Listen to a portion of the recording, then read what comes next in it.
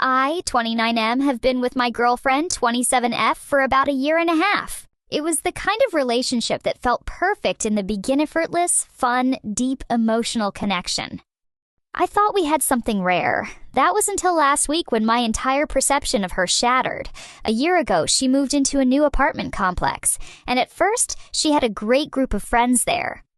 She always talked about how much she enjoyed their company, but then something changed. About 8 months ago, she suddenly fell out with all of them. She never really told me why, just dismissed it as drama. It was around this time that I met one of her former friends, a guy named Ryan, 30. The first time I saw him, it was brief, a quick introduction. But then, a couple of weeks later, we ran into him outside of her building. Something was off. The tension was thick. Ryan gave me a sheepish, almost guilty, "Hey," and I nodded back. My girlfriend ignored him completely, looking almost panicked. When I asked her about it later, she brushed it off, saying he had developed feelings for her and things got weird. That explanation was enough for me at the time. But looking back, I should have dug deeper.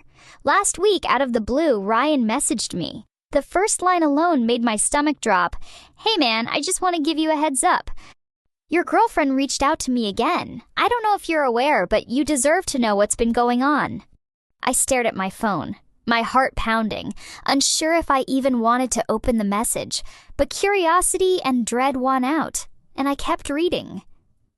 What he said next completely blindsided me. Ryan claimed that 8 months ago, my girlfriend told him that our relationship was effectively over. That same night at a bar, she was all over him, grinding on him, biting his arm, pinching him, and holding his hand. And just 4 hours before I ran into him outside her building, she had been shamelessly flirting with him in person. But it didn't stop there. After our awkward run-in, she kept messaging him. She sent him flirtatious texts, voice notes about our relationship issues that she never even brought up to me, and even sent a photo of our hotel bed when we were on a trip together. Our hotel bed. Ryan admitted that he wasn't innocent in the situation, let things get too far at first, but as soon as he realized the full extent of what she was doing, he distanced himself. That's when, according to him, she became verbally abusive before cutting him off completely. He even mentioned that he had to get therapy afterward because of the manipulation and guilt she put him through. Then, just last week out of nowhere, she messaged him again. He ignored her, and when she got angry about it, he decided he was done tolerating her behavior. That's when he reached out to me.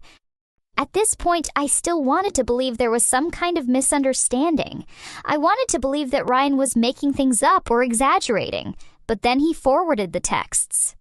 He sent me voice notes from her. He showed me proof of her flirting, the intimate messages, the bed picture. I was living a lie. The woman I trusted had been lying to me for almost a year. She manipulated me into thinking Ryan was the one being weird when in reality, she was the one pursuing him behind my back. I confronted her that night. She immediately went pale and then defensive. She accused Ryan of twisting things, said that she never meant it like that she had thought our relationship was in trouble at the time and was confused. Then came her ultimate excuse. "You know I struggle with social cues because of my autism." I didn't think I was crossing any boundaries. I was stunned. I knew she had autism, and I understood that it affected how she interpreted certain interactions. But this wasn't just a misunderstanding. This was calculated. She deliberately hid things from me, lied to my face, and tried to restart contact with Ryan despite everything. When I pushed back, she shut down. She went completely silent for 4 days. Then, when she finally spoke again, she acted like nothing had happened. She said she was ready to move forward and hoped I wouldn't hold it against her. Just when I thought the worst was over, I found out something even more disturbing. One of the messages Ryan forwarded to me was dated 3 days ago.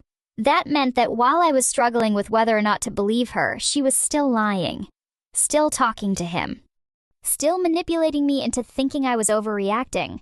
I'm numb. I don't know what to believe anymore. I can't reconcile the person I fell for with the person who did all this. She's been trying to act like nothing happened, like we can just go back to how things were, but I can't. How do I move on from this? Do I walk away? Do I confront her again?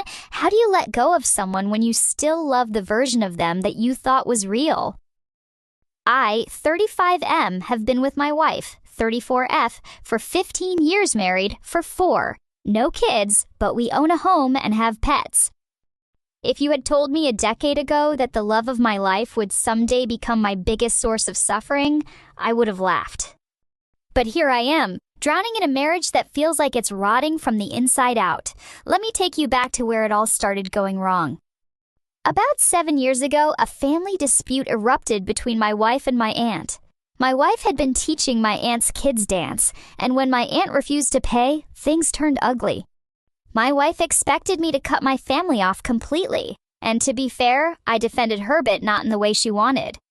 This was the first time I noticed it, the way she held grudges, the way her anger twisted into something venomous. Her anxiety skyrocketed after the fallout, and that's when the self-medicating with weed started. She had always hated it before, but now it became her coping mechanism. I tried to hold everything together. I stopped talking to my family, even though I had been close to them my whole life. We lost our business, had to sell our home, and moved in with her parents. Every day felt like survival. Every day, I told myself it would get better. I was wrong. Years passed. We struggled. We moved from place to place. I worked myself to exhaustion trying to rebuild our lives. When I finally got my construction business back off the ground, we bought another house and got married. I thought we had made it, but the resentment never left her. She blamed me for everything. For the financial struggles, for not getting married sooner, for not having kids by now, for how messy the house was. She started weaponizing her anxiety. She would call me 25 to 30 times a day while I was at work. If I didn't answer, she would explode when I got home. She refused to clean, refused to cook, refused to do anything because, in her words, what's the point? I told her she needed help. Therapy, medication, something.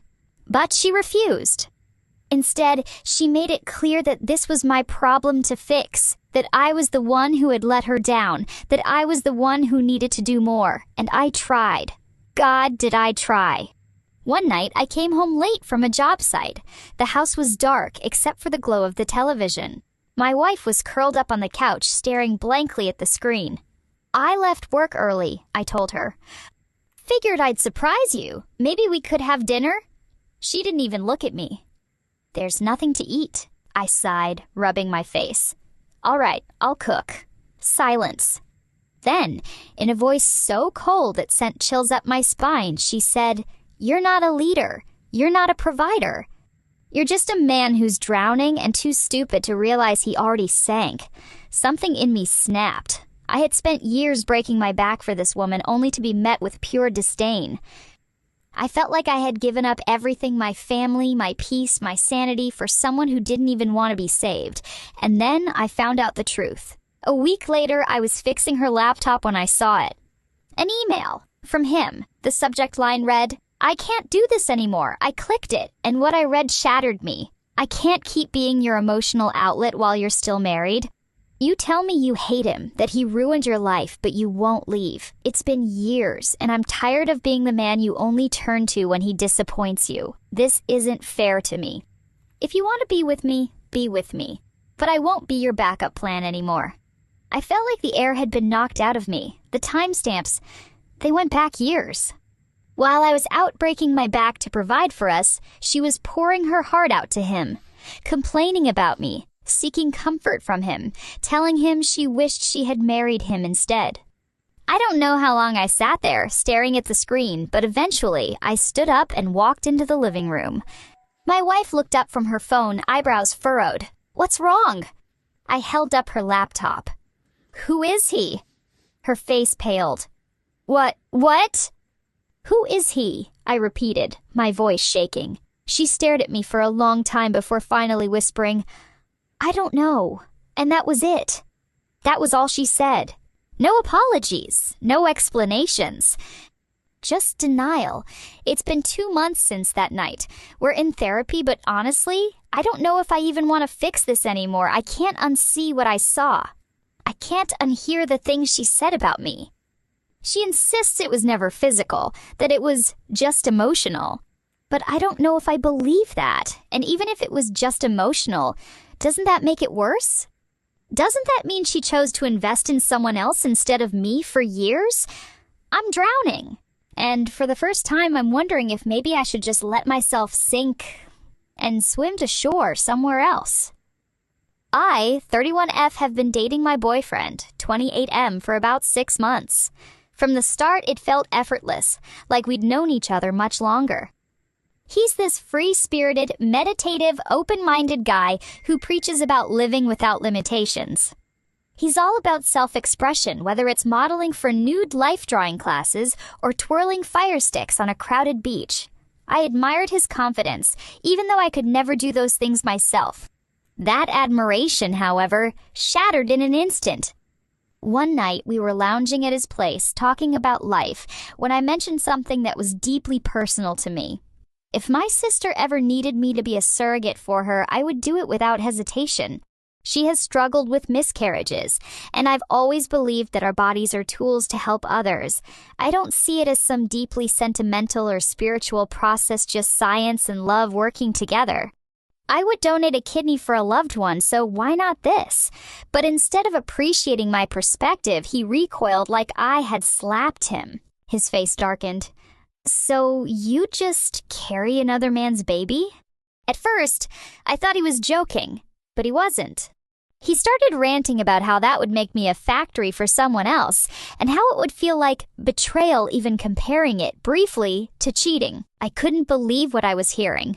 This was coming from the same man who openly talks about donating sperm for same-sex couples, including his lesbian sister. I had supported that decision wholeheartedly. When I pointed out the hypocrisy, he scoffed. That's completely different. How? I asked, my patience wearing thin. He struggled for an answer before muttering, because pregnancy changes you. It affects your hormones, your body, your emotions. So does you having a child out there that's biologically yours, I shot back. At that point, he backed off slightly, trying to reframe his argument. It's just, I don't think I could look at you the same way if you did that. That's when I realized something ugly. This wasn't about logic or ethics. It was about control. I was livid, but forced myself to let it slide for the night. I told myself that maybe he needed time to process the idea. Maybe I had sprung it on him too suddenly, but things only got worse. A few days later, we went out for drinks with some of his friends. One of them, a guy named Joshua, an old college friend of his. They started reminiscing, and then, out of nowhere, my boyfriend dropped this gem. Yeah, and remember that crazy road trip?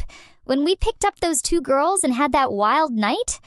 I froze. I knew he had a past, and I wasn't naive enough to expect otherwise. But it was the way he said it, the pride, the smirk, the complete lack of awareness that he was disrespecting me. I waited until we got home to bring it up. So, you're saying surrogacy would make me unworthy of you, but bragging about threesomes in front of me is fine? He sighed heavily, clearly irritated. That was years ago. You're blowing this out of proportion. No, I'm not. You made me feel like carrying a baby for my sister would taint me, but your past escapades are just fun memories? His face twisted in frustration. Why do you always have to make things about fairness? I felt something snap inside me. Because relationships are supposed to be fair. For the first time since we started dating, I felt like I was seeing him clearly. All his free-spiritedness wasn't about openness or equality, it was about doing whatever he wanted while holding me to a completely different standard. And then the final betrayal came. A week later, I found out through a mutual friend that he had been messaging his ex. When I confronted him, he didn't even deny it. I was just checking in, he said. Checking in? The same way I was just considering surrogacy, the thing you flipped out over? He had no response. That was the moment I knew. This wasn't love. This was manipulation. A relationship where my choices had to be justified, but his never did. So, I left. And for the first time in months, I felt free. I should have seen it coming, the late-night disappearances, the half-truths, the growing distance between us, but I didn't. I believed in him. I thought we were building a future together. Until last night shattered everything. My husband, let's call him Jake, was supposed to spend the night at his mother's house. He said he wanted some quality time with her before we moved in together officially as a married couple. He told me he would be helping her organize her basement and that they'd probably watch an old movie together, something nostalgic. He said it so casually, so convincingly, that I had no reason to doubt him. Until 2 a.m. rolled around. I woke up with this gnawing feeling in my stomach. Something wasn't right. I reached for my phone and there was nothing from him. No messages, no calls. I wasn't the type to be paranoid, but something about the silence felt deafening. I tried to push it aside and go back to sleep. Maybe he just fell asleep early. Maybe his phone died. Maybe I was overthinking. Then, at 3 a.m., my phone rang. It was him. He sounded off, disoriented. I could hear loud music in the background, the unmistakable bass of a club. I asked him where he was, and he mumbled something about being with his friend Ryan. The problem? Ryan had moved to another state 2 months ago. My heart started racing. "Jake, where are you?" I demanded. He hesitated. We got kicked out of a bar." "We? Who's we?" I asked, my voice tightening. I could hear shuffling, muffled voices. And then, just like that, the line went dead. I called back. No answer. I texted him. No response. I sat there, staring at my screen, my fingers trembling as I typed out a message to his mom. "Hey, is Jake with you? He called me but his phone died. Just making sure he's okay." Her response came almost immediately. "What? He's not here. He left hours ago. Said he was coming home to you."